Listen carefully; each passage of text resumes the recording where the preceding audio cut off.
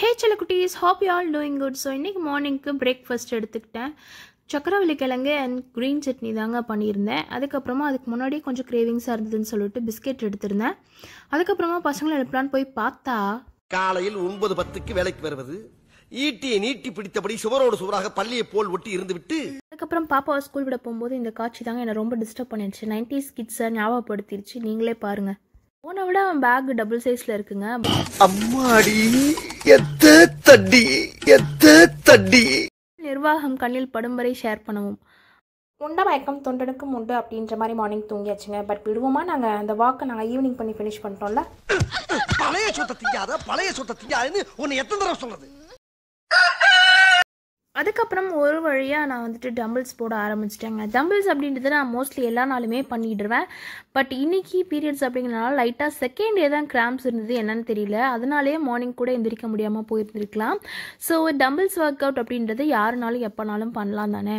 So அதை நான் வந்து பண்ணிகிட்டு இருந்தேன். டம்பிள்ஸ் ஒர்க் அவுட் அப்படின்றது நம்மளோட ஆர்ம், அது முக்கியமாக நம்மளோட பிரெஸ்ட் சாகிங் வந்துட்டு நல்லா லிஃப்ட் பண்ணி கொடுக்கும், டோன் பண்ணும். அண்ட் இன்னைக்கு லஞ்சுக்கு வந்துட்டு ரைஸு, சாம்பார், ஸ்வீட் பம்கின் பொரியலை, அதுக்கப்புறம் கீரை பொரியல் இந்த மாதிரி வச்சு எடுத்திருந்தேன்.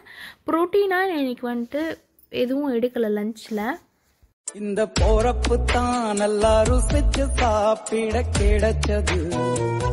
பாரம்பரிய உணவு திருவிழா வாங்க அங்கே கொடுத்தாங்க அப்படின்னு சொல்லிட்டு வாங்கிட்டு வந்தார். எல்லாமே திணை, சாமை, குதிரைவாளி அப்படி இப்படின்னு ட்ரெடிஷ்னல் ஸ்வீட்ஸாக இருந்தது. நான் எனக்குன்னு கருப்பட்டி போட்டு ஒயிட் ஸ்வீட், அதாவது சுகர் எதுவுமே ஆட் பண்ணாமல் கருப்பட்டி மட்டும் போட்ட மாதிரி ஸ்வீட்னஸ் கம்மியாக இருக்கிற மாதிரி ரெண்டு பீஸ் எடுத்து சாப்பிட்டுக்கிட்டேன். பீரியட்ஸ் கிரேவிங்ஸ் ஓவர் ஆயிடுச்சு.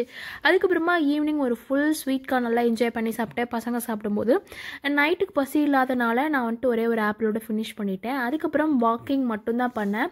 பீரியட்ஸ் அப்போது அவங்களுக்கு கிராம்ஸ் இருக்குது அப்படின்னா நீங்கள் எதுவும் பண்ண வேணாம். எனக்கு ரொம்ப மைல்டாக தான் இருந்தது. அதான் சொல்லியிருந்தேன் இல்லையா, வர வர பெயின் ரொம்ப ஸ்லோவாகிடுச்சு, வலிக்கிறதே தெரியலன்னு. அதனால நான் எனக்கு 10,000 ஸ்டெப்ஸ் இந்த மாதிரி தான் மைல்டாக நான் வாக் பண்ணேன்.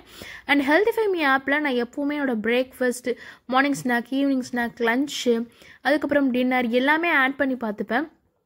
ஏன்னா நம்மளோட சவுத் இண்டியன் மீலை பொறுத்த வரைக்கும் நம்ம வந்துட்டு அதிகமாக கார்பன், ஃபேட் மட்டும்தான் எடுப்போம்.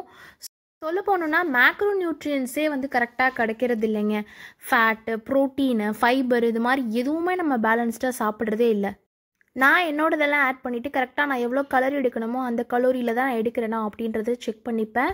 வெயிட் லாஸ் ஆரம்பிக்கும் போது எனக்கு 1500 கலோரிஸ் இருந்தது. பட் இப்போது எனக்கு 1250 தான் இருக்குது. ஸோ எடுக்க வேண்டிய கலோரியும் வந்துட்டு கம்மியாகும். அதே மாதிரி அதுலேருந்து நம்ம டெஃபிசிட் எடுக்கும்போது, அதாவது அதை விட கம்மியாக சாப்பிடும்போது நம்ம ஒர்க் அவுட் பண்ணும்போது தான் நம்மளுக்கு ப்ராப்பரான வெயிட் லாஸ் அப்படிங்கிறது இருக்கும்.